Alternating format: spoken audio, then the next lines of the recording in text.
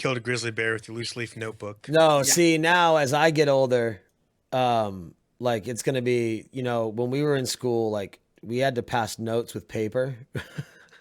Yeah.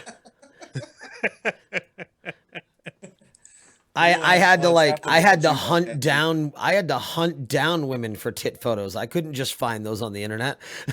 Yeah. Yeah, you had to learn how to build the little paper football. Oh, I Get it know, just right? right. Yeah. All right, let me get those show notes back up here. Get the dashboard. Okay, so YouTube is live. Oh, I gotta make sure I save Carrie's crap. Save project as desktop. Carrie. I'll just Carrie funny. All right, I'll remember what that is. New. All right. Get that going. I think everybody's audio levels are good. I should be fine. I don't care at this point. Maybe I should. I don't know. Can you guys say something so I can see where our levels are at? Yeah, Check I can one. see some words because this is the way that, I like it. All right. All right. Uh-huh. I'll go a little bit lower and then, yeah, that should be good. All right. All right. Oh, see, why you guys, people need to talk at the same volume. I am talking at the same volume. No, when you said all right, you went a little bit I'm just not eating Don't my mic. eat the microphone. Jesus Christ. I mean, I know it's appealing to have that thing in front of your face, but relax, would you? Snap. All right. All right, we good to go? Okay, so let's see. All right, so I am going pro, and then I am going pro. Oh, I don't like. Well, hold on. Let me look this over. Yeah. No, I should see. I don't. All right. We're the. To be fair, I've been working, so I just kind of glazed over the notes. Okay, so we're going a different direction than I thought with the millennials. So no tougher world. Yeah, no, okay, I can do that. I'll look it over while Mike's introducing the subject. We should be good. Cool. All right. Bumpers are there. All right, going in 3, 2, maybe. Nope. Yeah. No. The views expressed are for entertainment purposes only and may not reflect the actual views of the show, its hosts, or guests on any given subject. The Devil's Advocast and its contributors will examine and argue some sensitive material. Viewer discretion is advised. The Whether you Devil's want to hear it or Advocast is an not, inked There geek. are two sides to every story. The problem is that we typically only hear one side of the many issues that we encounter daily. We will cover some touchy subjects, but not to worry. All is merely for the sake of discussion. Each week, our hosts will take the roles of the popular opinion, its antithesis, and the arbiter. Any of the opinions of this show are purely for entertainment and do not necessarily reflect the views of the show, its hosts, or its guests. Welcome to the Devil's Advocast.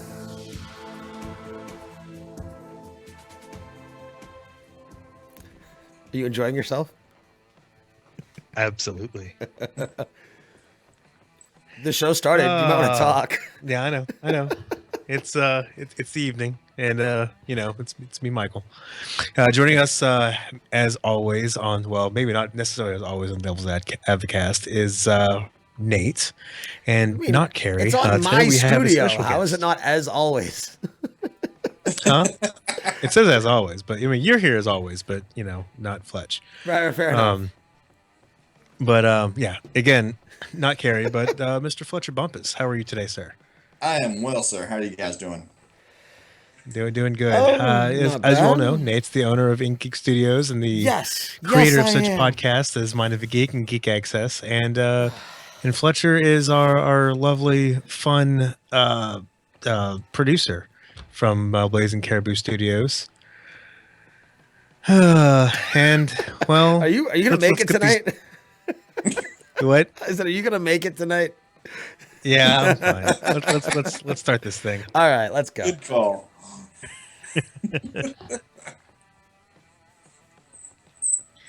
So, with inflation having run rampant over the past 2 days, it's been a while. I'm sorry. I No. think it's been 2 weeks. 3 weeks, I think. Do you want me to host the show? I mean, I can. No, I got this. All right. So, with inflation having run rampant over the past 2 decades, it's become increasingly harder for someone to live on the current minimum wage. You don't say. There's been growing demands that the minimum wage increase by over what? What the fuck is this episode zero? Increased. All right, who's the fucking writer? What's going on here? Hey. By over double from $7.25 to $15 an hour, claiming that is what is needed for any person to live in today's economy. Fletcher and Nate, what do you think? Is the increasing the minimum wage to $15 an hour the right thing to do? Let's go with you, Nate. What do you got? So here's the minimum thing. wage increase. Here's the thing. So I'm fortunate enough to have a job where I make almost double what the current minimum wage is, at least here in Maine. I still have a little bit of a difficult time. I have a couple kids, a wife, and it's still not easy, so I can only imagine what it would be like making, $7.25, or depending on your state, $9, $10, $11. Things are becoming more and more expensive. And so one of the things that you always hear from the counter arguments is that it will end up increasing prices. And I don't think that's correct. I think what needs to be focused on is the minimum wage needs to be brought up. And I think that you need to take some off the top end from the higher ups. The person that's doing the dirty work shouldn't be making $8-9 an hour. Well, the person that runs the company, swims in money. And I definitely think it can be balanced out better there. It will increase a demand for jobs in that. Right now, you have, at least, again, I'm going to use Maine as an example because it's where I live and it's what I'm familiar with. You have panhandlers on almost every corner because they make more money standing on a corner than they do working at a minimum wage job. So why would they get a job that they have to pay tax on that income when they can just be handed cash on a street corner and not have to pay tax on it and make significantly more money for significantly less work? I just think everybody will end up benefiting from it. You'll give people more money and then in turn send people into more stores to spend that money, which will give businesses more money. And I think it ultimately just becomes a snowball effect that helps the economy. Some good points there, Nate. Fletcher, what are your opening statements on this? Well, what I got to say first is, Nate, you say that you've got a family that you're taking care of with your salary. Right. That's admirable, but you need to consider the fact that if this goes into effect, you are going to be having less money yourself to be able to buy what you need to buy for your family. It is absolutely accurate that upgrading everyone's salary to $15 an hour is going to raise prices all over the place. Even taking it from just as simple as a McDonald's job, which is the most prominent thing we're talking about these days. If you do $15 an hour for every employee at a typical McDonald's, they've got to make up that price somewhere. It's a slim margin anyway. It's not exactly a high profit business. So you're going to find out that, $15 an hour for 10 employees at a given restaurant is going to equate to, $10 Big Macs, that sort of thing. It's just going to happen. Now, you mentioned taking the top off or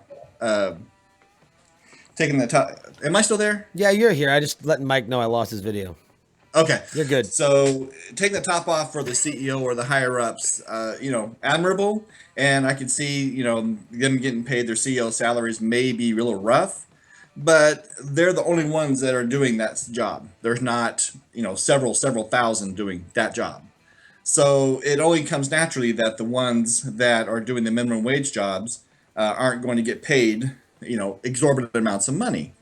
Now, another factor is that if you go with the McDonald's example again, if you're going to have to pay them $15 an hour for all the employees, there's going to be fewer employees. And how they make that up? Well, automation. That's one good example of how it's going to change. Well, no, and what that's going to mean that's actually one. People. That actually is one interesting thing that I've heard about as far as them looking, or at least more service jobs, at least in the case of like McDonald's, looking to more automated systems. Well, it's actually taking orders. It's actually happened, and I have a great counter to that. So you talk about there'll be less employees, correct?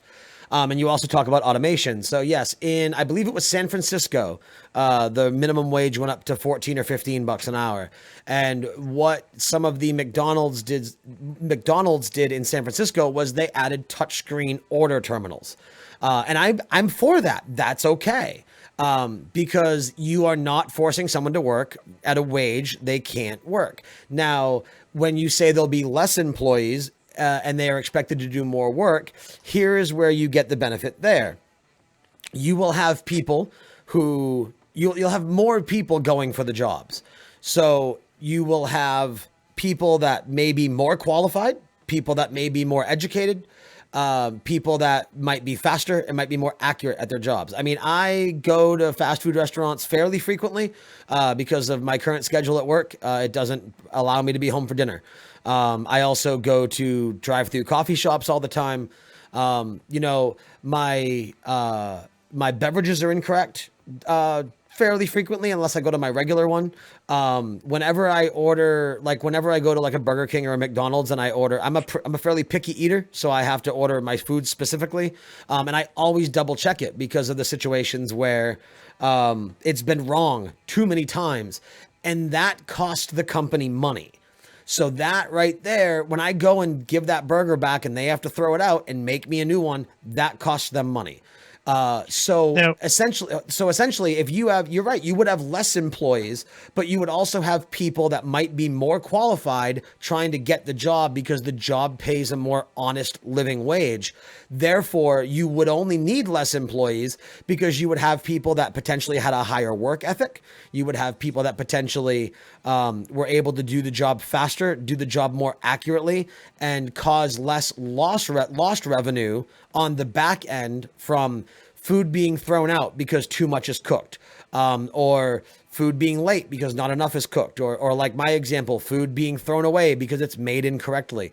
So when you get people that are more qualified for the position and capable of doing a better job in and of themselves, not only do you need less people, so you have to hire less people and save money there, but you also have less profit loss in many other avenues of the business. Obviously, we're just focusing on fast food here, but I mean, that's fine.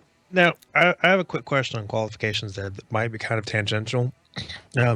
So if I recall, we go back to your history a little bit. You used to work at a Starbucks for a while, right? I did, yes. Okay. My question is, what were some of the employees as far as their scholastic qualifications? What like level of schooling? You're trying to say this and be as politically correct as possible. What level of schooling did most of them achieve? It varied. I was a couple years out of high school. I think most of them were either most of them were seniors in high school, or maybe college students. And that is the majority of those workers. There are some adults there that try to make a living off that. But it's just, I was there because I needed a job. And they hired me, and I got free Starbucks out of it, so it was worth it. It's just that I've heard of a lot of cases of you'll have graduate students, for example, people that, right. But when I also said local coffee shop drive-through, I wasn't talking about Starbucks. I've never gotten a bad drink from Starbucks. That's a different example. I'm talking about like your Dunkin' Donuts and your Tim Hortons. I wouldn't compare Starbucks to McDonald's. Fair enough. So okay, here's the issue on that though, and that is so we get more qualified, quote unquote, people working at these fast food restaurants. That's all well and good, but the whole idea of upping it to $15 an hour is to make a livable wage, quote unquote. Right. Doing that means that all these people who are not qualified, who are just working Joe jobs because they're not quite up there to be able to do something of a more skilled labor, they're out in the wind. And all of a sudden, these people who are at least making money now can't make money at all. Well, not necessarily, because you have other jobs that perhaps don't require.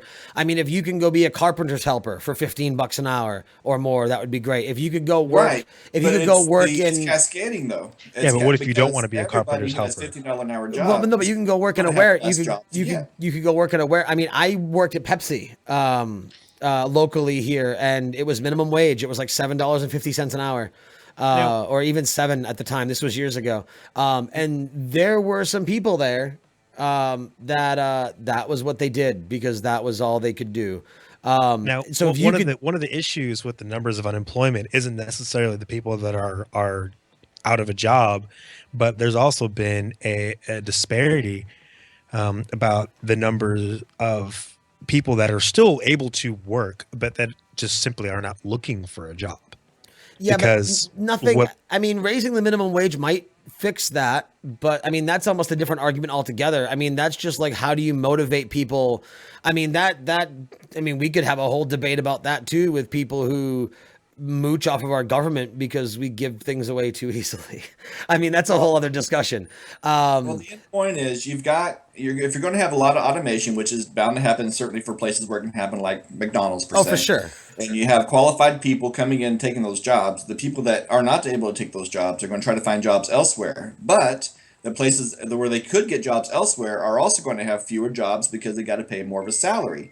It's a cascading effect, and we're going to have a lot of people who are sitting around with their thumbs up their butt, not able to do anything, and that thumb up the butt people is going to be end up on welfare or whatever else because they got to take care of their families somehow. Right. So the end result being is that, yeah, $15 an hour will help in the short term for people who are able to get the jobs, but overall the cascading effect is really going to be detrimental to the economy. I mean, you could almost say that it'll more so help people that already have the jobs. It's the ones that won't get laid off because of it. Right. No, and again, that's where, part of this, it really becomes kind of a clusterfuck with all the different discussions, because then, like, there's more people than there are jobs. Then you can get into an overpopulation discussion. Like there's so many avenues that just this one simple topic can branch into. I think ultimately what it comes down to is people need to be paid enough. Like, you should be able to work one job. I mean, again, there are extenuating circumstances. If you are a parent, who can't keep the stuff together, or if you have multiple kids with multiple people. I don't care if you're a woman with multiple kids with multiple men, or if you're a man with multiple baby mamas and you have a shitload of child support that you pay out. Yeah, you're going to have to work 2 or 3 jobs to afford that. That's just you not being responsible. But, if you are a single individual, or if you have 2 individuals, whether they be in a relationship casually or whether they be married or whatever the case may be, that have a child or 2, then they should be able to both work one 40-hour-a-week job and be able to comfortably pay for themselves and their place of living, their child, and not like live necessarily bare minimum. Like, they shouldn't have to. I don't want to say they shouldn't have to go without. If you have a minimum wage job, you got to go without. That's just that you don't get royalties or you don't get the luxuries that other people get. But you shouldn't have to question like what you're eating for dinner the next night, or you got to send your kid to school in dirty clothes because you didn't have enough money to buy laundry detergent, or whatever the case may be. Those should never be concerns for people that are working 40 hours a week. Okay, and well, an alternative option for that, in my opinion, would be, instead of upping everyone's salary to $15 an hour, possibly upending the economy, instead it would make sense for those people. Well, you have to admit that most $15 an hour jobs, or $7.25 an hour jobs, are meant for people who are just getting started in the workforce. They just graduated from high school, they have a GED, or they're just get out of college, for that matter, sometimes. And I agree. So they're not for people who are going to looking at that kind of job as a career. Right. So if the person is motivated enough to want to make something of their lives and be able to support their kids, no matter how many baby mamas they have, if they want to be able to do that, then it would make more sense to be able to have specific programs that help get these people, not necessarily college, because that's not for everyone, and it's really freaking expensive. Yeah. But be able to give them some kind of skills. Right now, the tech sector is blowing the frick up, right? We got jobs all over the place. I'm dying. I'm trying to get people hired right now where I work. You also have another problem with skilled labor, is that you have, for instance, a lot of those old, plumbers and carpenters and metal workers, things like that.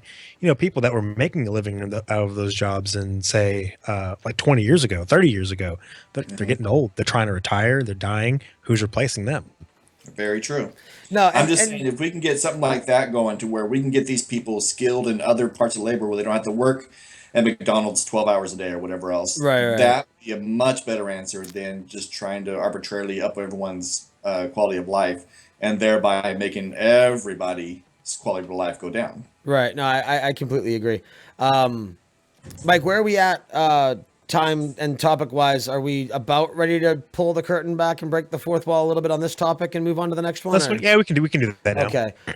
Because I have a response to that, but it's kind of semi counter to my original argument. Yeah, go for it. All right. So here's where, Fletcher, I agree. Fourth wall broken. No, I completely agree. There is a point to where, if you are planning to start a family, don't be working at McDonald's. Have a career. I mean, very few people, or at least have a plan to get yourself out of there. out of McDonald's, yeah, or at least even move up in McDonald's. When I worked at Burger King, my first job when I was 16, my boss was the store manager who had started at Burger King when he was 15 or 16 years old. The last I knew, he is like the district regional manager for New England. Nice. The guy's making six figures. So you have to have that motivation to move up and go beyond that. Have a game plan. So many people have kids unexpectedly, which is, it's whatever. We like having sex as a culture. So we're going to have kids. It's how it works.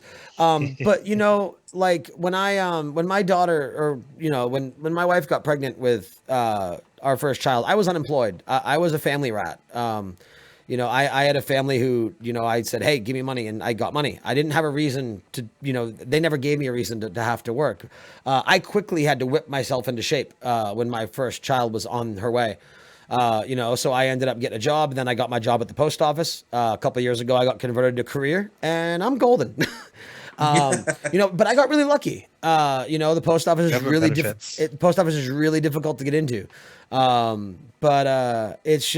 You should have a game plan. And if you are working at McDonald's, making $8-9 an hour, you're working at Dunkin' Donuts, making $7-8 an hour. I don't care. If you're delivering newspapers for next to nothing because you have to pay for your gas. I mean, whatever the case may be, your end game shouldn't be crying for more money. I mean, yeah, minimum wage, it hasn't gone 1-to-1 with inflation, and that's a problem that needs to be alleviated. But I've always thought minimum wage was meant that way to be motivating to make more. Well, see, and that's a good point. It's like, and the thing is like you work at McDonald's for no money. Fletcher, I'm sorry I'm talking so much. That's fine. You work at McDonald's for next to no money. The fact that you have a hard time living off that income should be your motivation to better yourself. Correct. The second that you raise that to 12, 13, 14, 15 bucks an hour, you are essentially psychologically telling that person, look, you don't have to better yourself. We'll just bail you out whenever you need it. Very true. And that can be a problem. I agree with that. And to break fourth wall as well, 725 is woefully low. A lot of states actually go above that, and I agree with raising it somewhat. I think 15 is way too high, but certainly there needs to be a little bit of a raise, but also an ulterior motive to get people to be able to not have to worry about making $9 an hour. Or how about this? Yeah, I think Kentucky is sitting at 725 right now. How about I know we're on the lower. I know we're always on the lower scale of that. How about a cap on inflation? Like, I don't know if that's feasibly possible, but our average cost of living is pretty low nationwide too. Right. Because I always bring up, when it comes to inflation, I always bring up video games. And the reason I bring up video games is because back in 96, when the N64 came out, video games jumped up to $60 and everybody freaked out. Because they were 40, they were 50, sometimes they were 30, and they jumped up to $60. And that was like highway robbery for a lot of people. But that was in 96. It's been 20 years. They're still $60. They have not gone up. No matter whether the value of the dollar has gone down, no matter what, they have not gone up. If there's some form of economical method that can be put into practice that prevents gross inflation on things, then that could also help the situation. Killer Instinct Gold, when it came out, was $74.99. Killer Instinct Gold? For what? N64? N64. Yeah. Turok 1 was $79.99. Oh, you know what? You know what? I am remembering my numbers wrong. It was the PlayStation that was $60. N64 bumped it up to 80, and then everyone had a conniption and they put it back down. Because it was more because it was more expensive to produce cartridges than CDs. Well, I mean, obviously the answer to inflation is to not print more money. Well, That yeah, helps a oh no, lot. exactly. I mean, some there's stuff like- again, as far as branching subjects, there's a whole world economy problem that this could take up 3 shows.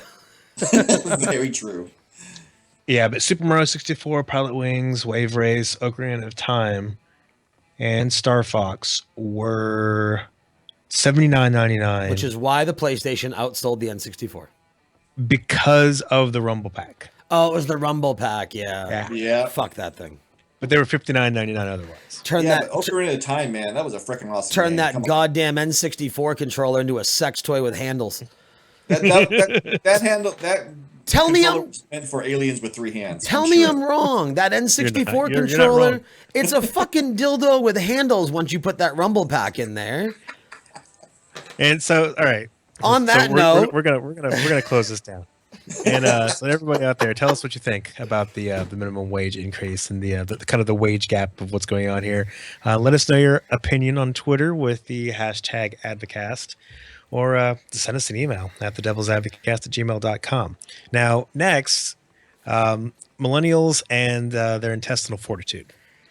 It seems there is a growing sentiment that the millennials, you get those kids that are born between 1980 and 2000 or such, or those who have reached adulthood at or around the year 2000, so it says, don't have the intestinal fortitude or the guts that the previous generation or any generation before them has ever had. So in this age of safe places, an extreme focus on acceptance of all things, and everybody gets a trophy, and this has become a generation of whiners and complainers. So, what do you guys say about this? Are millennials less gritty than their parents? What are your thoughts, Fletcher? Your opening statements on here. Without a doubt. Oh my gosh. Let me qualify this by saying I'm freaking old. I mean, I'm so old when my wife says, "Hey, come upstairs and fool around." I said I can't do both. I mean, it's that bad.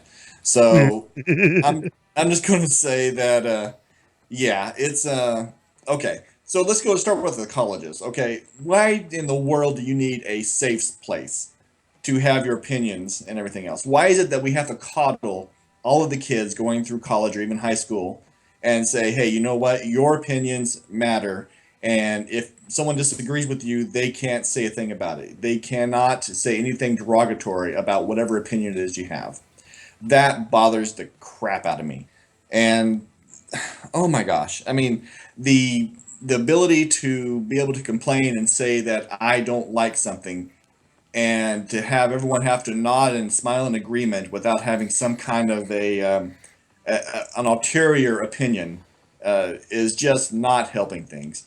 Now, of course I'm going to preface this by saying back in my day, but it's the truth. Back in my day, which for me, my day is the 80s and 90s. Okay, and back in the 80s and 90s, you got made. I mean, I was a geek in school, so I got made fun of a lot, and I've got teased and whatever else. Hey, I played But EverQuest in the I basement, didn't want dude. to go cry and blow up a school or something. I dealt with it. I made my own way in life and continued on. And it seems like, and maybe I'm overblowing it, but it seems to me like a lot of the focus has been on let's try to keep everyone happy and in a quote unquote safe environment. And Now, to me, that's just wrong.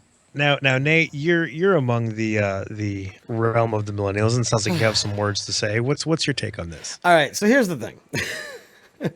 First off, this whole like old people complaining about young people thing, it's not new. It's been around. It happens every generation. There's a quote I like. All of this has happened before, and all of this will happen again. No. So here's the quote, and I'm going to tell you this quote, and if you already know it, don't speak up right away. But if you don't know it, I want you to guess who said it and when they said it. And the quote is, "The children now love luxury. They have bad manners, contempt for authority. They show disrespect for elders and love chatter in place of exercise." Pretty like sure that was Twain. from Monty Python. So if you could, so now that quote, that sounds like it could be something that an older person said about this generation, right? Or certainly sounds like Twain. or it's, excuse me, it was actually by Socrates. Yeah, okay. about his generation. Seems legit. So, and that this is right from quote investigator. So it's a legit quote. So it's been happening forever. I mean, look at the young hippies of the Vietnam era that whined and complained about war and they wanted their peace and love. And then we got a rehash of that when the Iraq war started. The older generation will always perceive the younger generation as weaker because we don't do the same things they do. Fletcher, you mentioned you grew up and you were a geek and you made fun of. I kind of threw my 2 cents in there. I was playing EverQuest in the basement in high school. EverQuest! Yeah, exactly. We were playing Magic before Magic was cool. We were geeks before geeks were cool. It's one of those things. And like I had buddies and, you get those bros and you have your bros now too. But you get those people who like they want to settle everything with a fist fight or whatever. See how who can drink the most. All right, you win. You're the cooler dude. Me and my buddies used to settle our fights with like Mario Kart races. Like whoever won the race. But you'd get somebody who like power lifted and went to the gym every day and they'd call that weak. They'd call us pussies. You know what I mean? It's one of those things. I mean, look at your sports now. Like you have your masculine, muscular jock sports. You have your football, which is even being pussified more and more every season. Well, let's go back to this because Fletcher mentioned this. Well, let me finish my thought. Don't cut me off. I'm just trying to make sure we're on track here. We're on track. But then, so you have your big macho men playing football, playing hockey. I won't really say playing baseball. They're not really big macho men playing baseball. And then look at your modern generation. Your jocks in your modern high schools, like you have League of Legends pros or semi-pros that are the cool kids in school because they're pro gamers. So that's not like intestinal fortitude. That's not being overly masculine or overly powerful. And they could be perceived as weaker. We're weak because we sit in front of computers all day or whatever the case may be. And yeah, and to tie that back around, look at computers, look at the access we have now. When you got bullied in high school in the 70s and 80s, maybe even the maybe even, I'm not saying you, I'm saying it, you as a proper noun or improper. I don't know. I'm tired. Fuck off. The royal you. Yeah. The royal you, the royal you. It was the one bully, or maybe his little cronies. But whatever, that was it. When you get it now, you get it on Facebook, you get it on everything else. And there's a high suicide rate. So who gives a shit if we're getting weaker? If we can save lives, if we can allow younger people to feel better about themselves, especially with all the different communities that are coming out now. You have your homosexuals, you have your transgenders. You've got bronies, you've got furries, you've got all these people that, they advertise themselves as different things. I don't like advertise. It sounds bad, but it's the word that came into my head. I don't mean it that way. I apologize. But, they identify themselves as different things, I guess would be the word to use there. And why shouldn't they be treated with respect? And yeah, if they get bullied or they get hated or they get judged, why shouldn't they have a safe room? If they can't attend a public school or a public or a college or whatever the case may be, if they can't attend that without feeling safe, why should they not be provided a safe area so they have access to the same schooling and to the same advantages that everybody else has? Should they not have access to that because they don't feel safe, but providing them safe rooms is stupid? I mean, so Fletcher, speaking of access, what's your take on the access of technologies there? See, and that's the key thing, right? Technology has taken over this world. Okay, that's a given. That's awesome. The internet, you can look anything up in the world you want, midget porn, I don't care. And it's all there. So hey, Peter Dinklage is the man. Game of Thrones just made it for him, and he made it with every woman I've seen him with, so it's amazing. But He gets more than I do. But the thing is that the internet has done one thing very, very well, much to the detriment, and that is given everybody a narcissistic bone that they can rub all they want to and just be their. They can have their 15 minutes of fame every single day. You got Facebook, you got Twitter, you got Instagram, you got all these kind of different outlets to express yourself.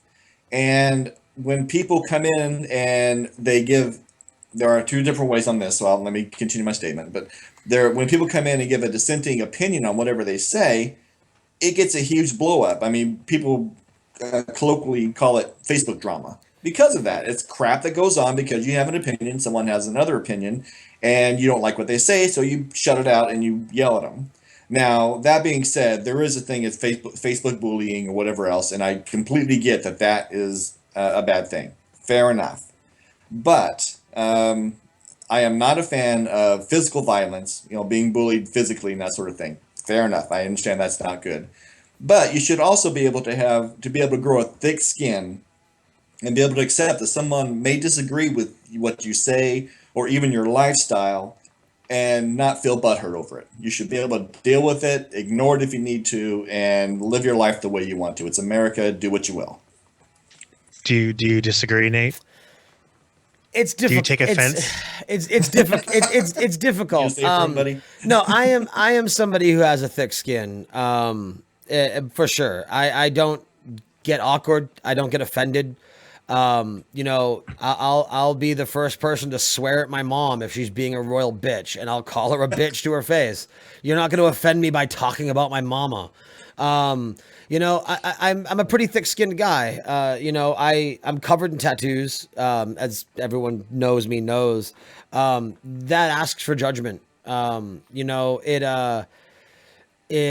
get judged. I get judged all the time. I'll be out with the kids and someone might look at me a certain way. I've never had anybody say anything to me, probably because I'm 6'1" and I don't look like I'm someone that I'm a big weakling.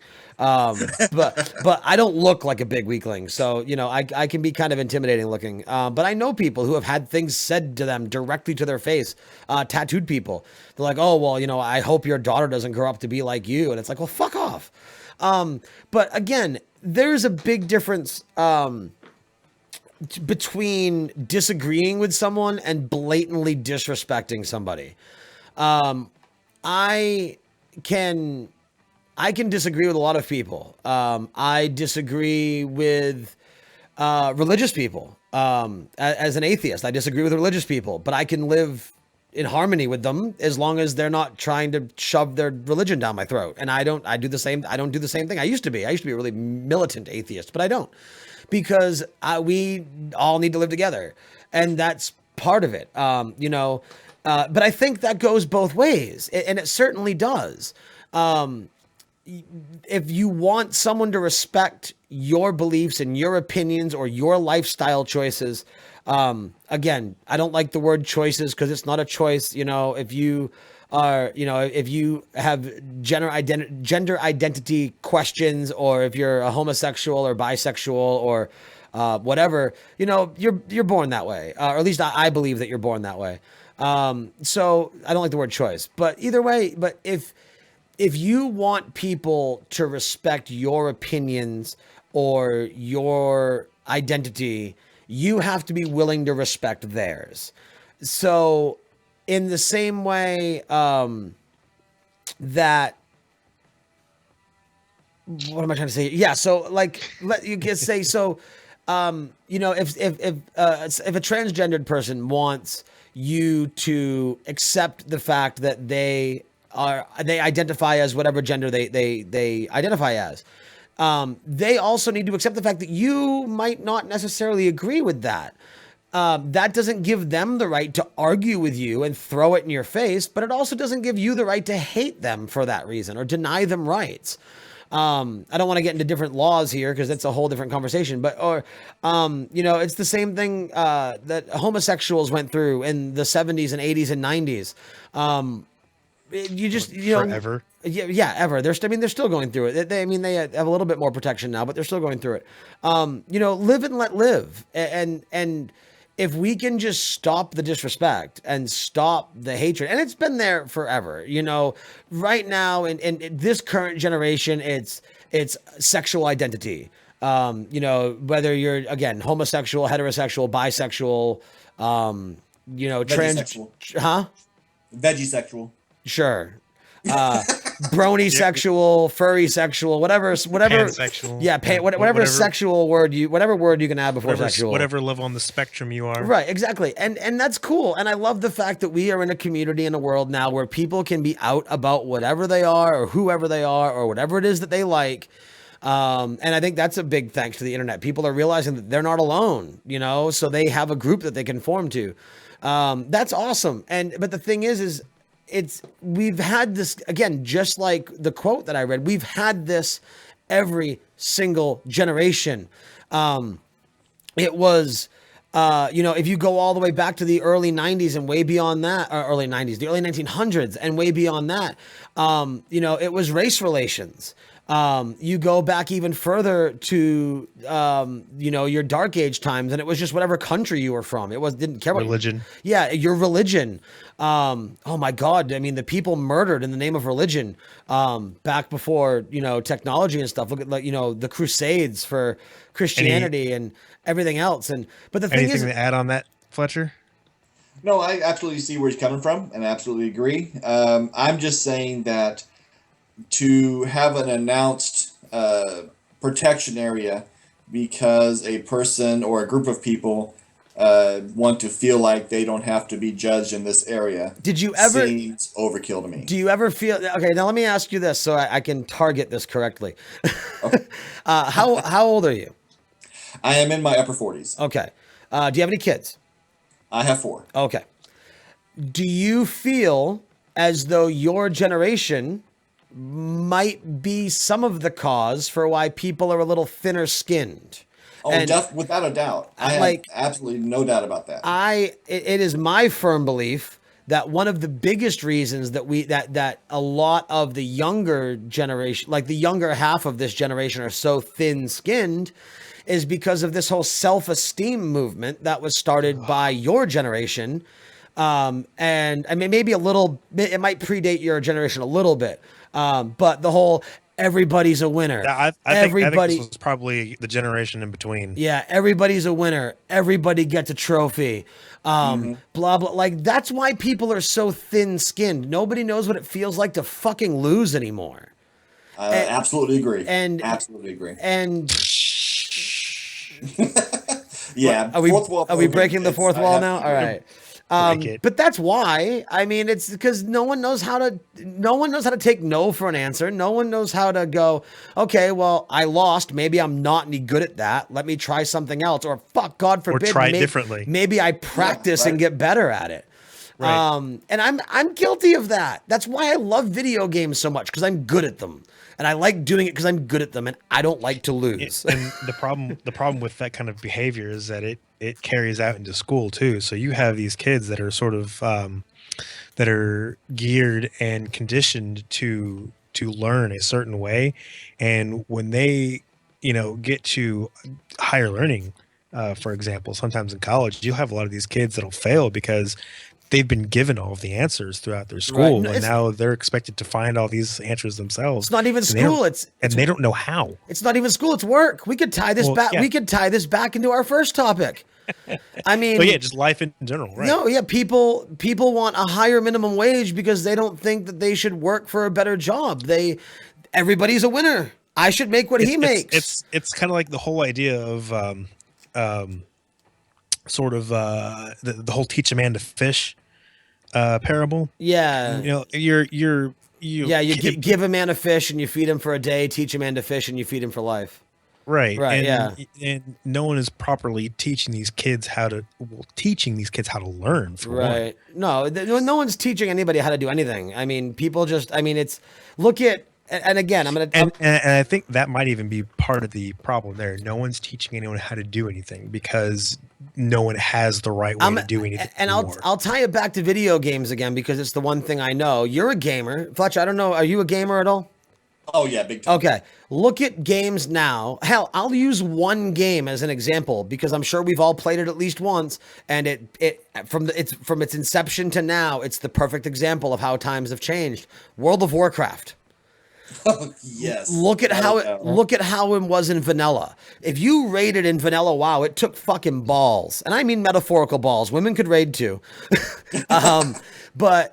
You had to go on there. You had to earn your reagents. You went on there and you wiped for night after night after night. And I know damn well you did because I server firsted Molten Core in my raid group, and it was. Oh, it's definitely a different level of commitment. And now you look at it now, and everybody wants epics handed to them. Everyone wants the pretty mount. Everyone wants this. Everyone wants that. You can almost simplify that whole thing. Let's look at Super Mario Brothers. Oh my God, yeah. The first one was so fucking difficult. NES, Super Mario Brothers, 2 buttons and left and right. It was hard. And like navigating those jumps, Mega was Man. hard. Yeah.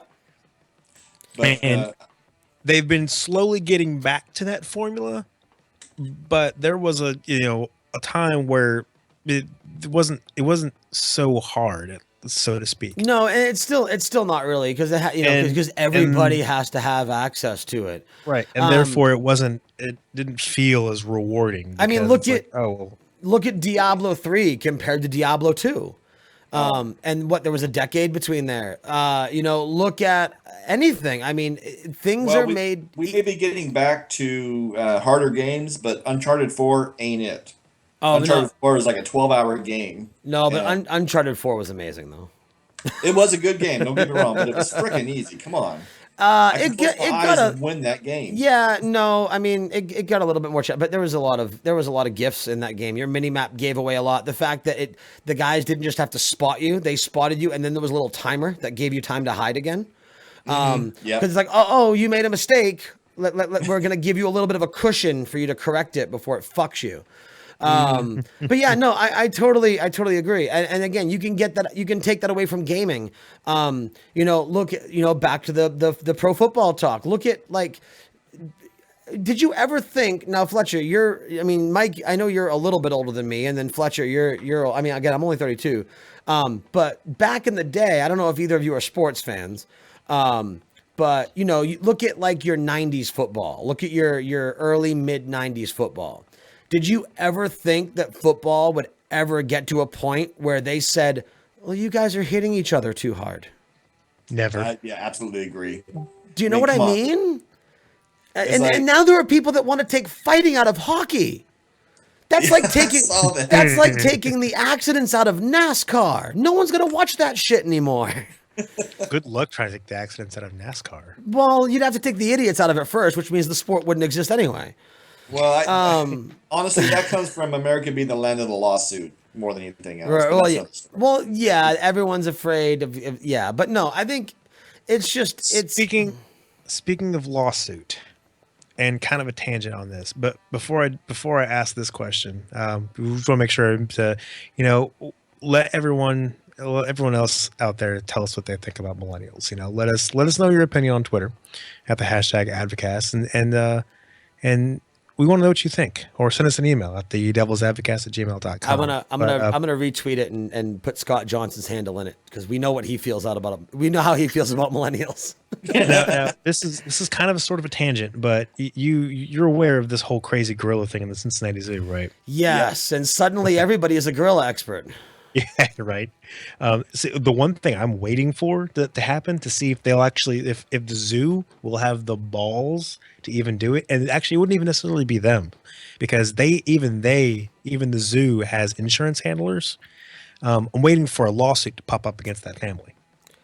Over the loss and damages of I don't think there'll be a lawsuit. I definitely think something should happen to the mother for being neglectful. But yeah, I don't know.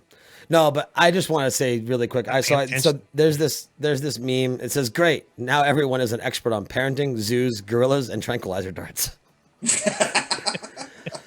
But one of my console gamer friends posted that, and I commented on that. I'm going, "Hey, now you know how I feel when somebody who plays a console talks about video games." Womp womp. Wah, wah, wah. Suddenly, you guys think you're experts.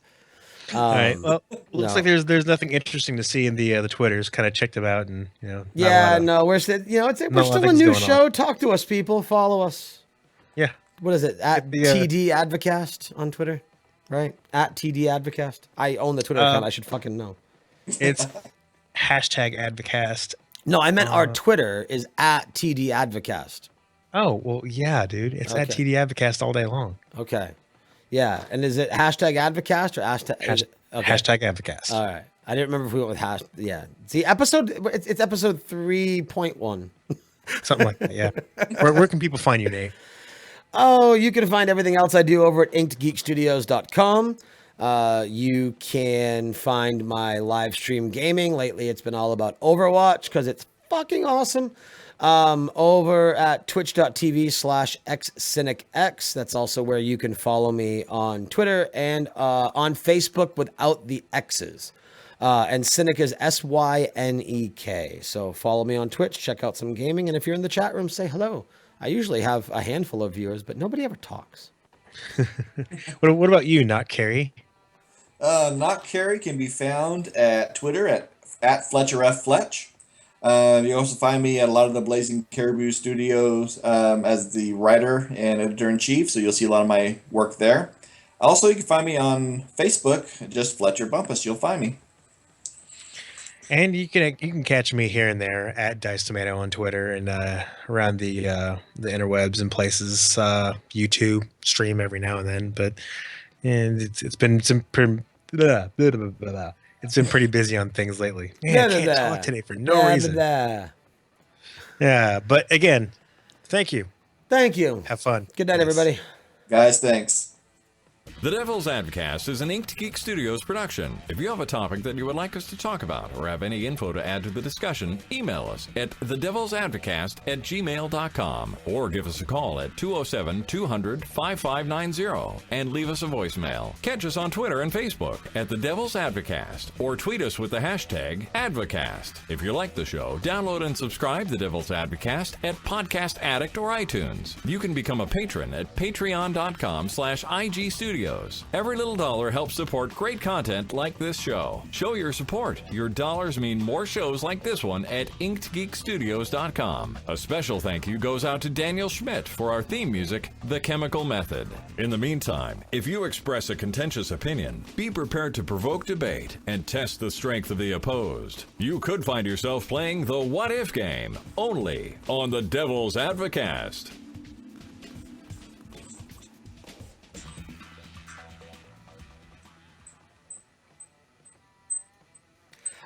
All right. I really wish I had the outros for that Fletcher recording because I'm sure there were plenty of them. There's like those two lines that are almost like a tongue twister.